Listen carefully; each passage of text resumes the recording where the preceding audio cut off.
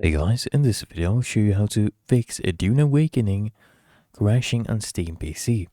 The first thing I want you to do is find your game on the library. On the left hand panel, just right click on your game, hit on properties, click here, and then come here to installed files, okay? And then come here, click on browse, okay? And then when you open up where the file is located, just go ahead and open up the bin. Let's find the exe file, right? So here you just right click on the exe file, click on properties, come here to compatibility, and make sure this one is toggled on. Run this program as an administrator, okay? Hit apply, hit OK.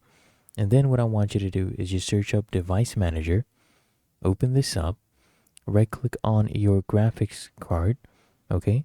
Click on update driver, and then click here, search automatically for drivers. If there's any, go ahead and install that. Restart your PC and try running the game again. It should work without issues.